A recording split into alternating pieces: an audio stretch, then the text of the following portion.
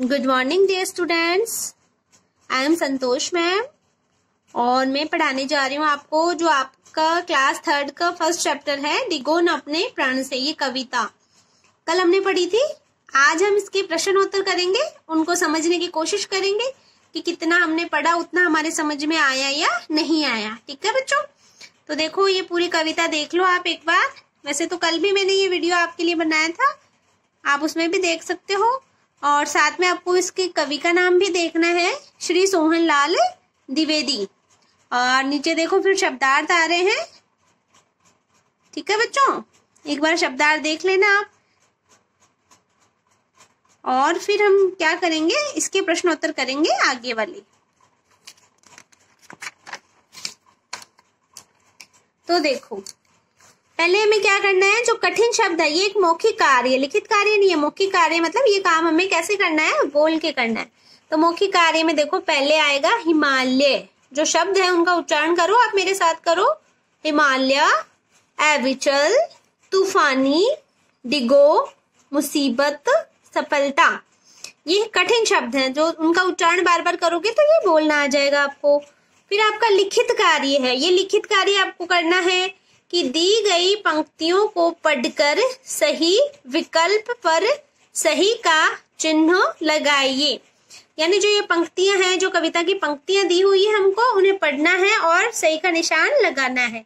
तो देखो, डिगो न अपने प्रण से तो तुम सब कुछ पा सकते हो प्यारे, तुम भी ऊंचे उठ सकते हो, छू सकते हो नभ के तारे। ठीक है बच्चों, तो कवि हमें किससे हटने के लिए मना कर रहा है, रास्ते से, प्रण से या ऊंचाई से। तो देखो मैंने इसमें भी टिक किया है आपके लिए। तो अब मेरी कविता का सार भी यही है, डिगो न अपने प्रण से तो तुम। तो कवि हमें किससे हटने के लिए मना कर रहा है, प्रण से हटने के लिए मना कर रहा है। अपने प्रण पर अटल रहकर हम क्या पा सकते हैं, बताओ, दौलत, सोना चांदी या सब कुछ। तो देखो कविता की लाइन देखो, सब कुछ पा सकते हो प्यारे। तो हम क्या पा सकते हैं, सब कुछ पा सकते हैं।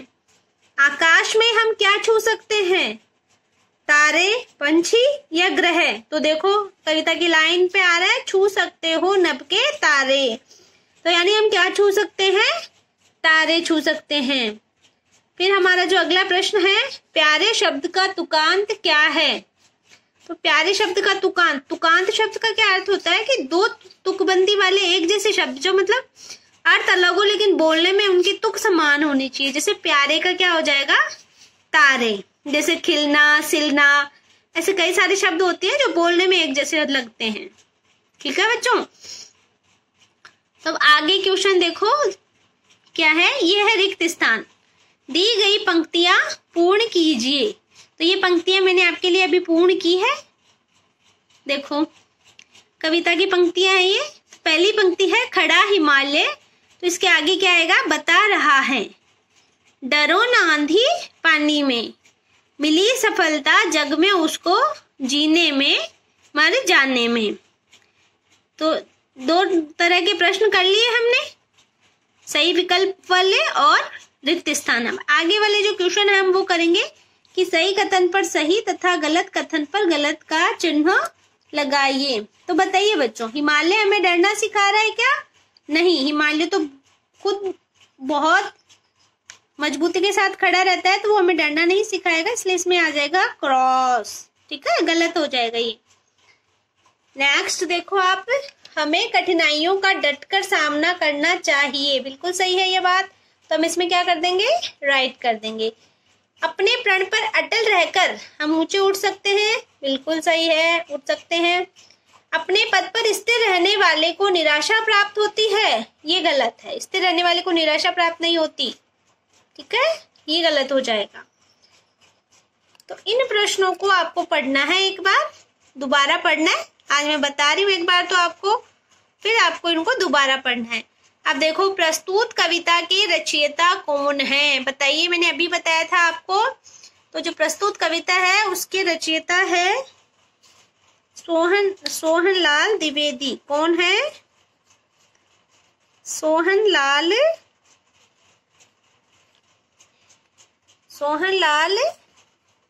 द्विवेदी। जो हमारी कविता है उसके रचयिता कौन है? श्री सोहनलाल द्विवेदी। हमें किससे नहीं डरना चाहिए? हमें मुसीबतों से नहीं डरना चाहिए। वैसे आया था हमारी कविता में, डरो ना आंधी पानी से, यानी मुसीबतों से, तूफान से। ठीक है, हम सब कुछ कैसे पा सकते हैं? तो हम सब कुछ कैसे पा सकते हैं? डिगो न अपने प्रण से तो तुम, ये सुना था आपने, लाइन सुनी थी। तो हम अपने प्रण से किससे पा सकते हैं सब कुछ? अपने प्रण से हम सब कुछ पा सकते हैं। अपने पद पर स्थिर रहने वालों को क्या प्राप्त होती है? अपने पद पर स्थिर रहने वालों को क्या प्राप्त होती है? तो सफलता प्राप्त होती है। क्या प्राप्त होती है? सफलता। अपने पद पर जो स्थिर रहते हैं उन्हें क्या प्राप्त होती है बच्चों? सफलता प्राप्त होती है। तूफानी शब्द का क्या अर्थ है? तो मैंने आपको बताया था शब्दार्थ में कि तूफान के समान, तूफानी का अर्थ होता है तूफान के समान, तूफान के समान भयंकर, ये होता है इसका। ठीक है बच्चों, अब हमें क्या करना है? मिलान करना है। तो इतना सा काम तो मैं आपको दे सकती हूँ ना। तो मिलान क्या है बताओ? मिलान का मतलब सही पंक्ति को सही पंक्ति से मिलान करना है। अब ये काम करना है किसको? आपको करना है। बहुत इजी सा वर्क है, तो ये आपको होमवर्क में करना है। ये आपका HW है कि आपको इस इधर पूरी कविता को पढ़ना है और इस जो सही पंक्ति इसके साथ मैच हो रही है उसको मिलान करना है। ठीक है बच्चों, और एक काम और करना है आपको कि अपनी कविता को देखना है कि उसमें ये सारे शब्द आए हुए हैं और इन सभी शब्दों को क्या करना है?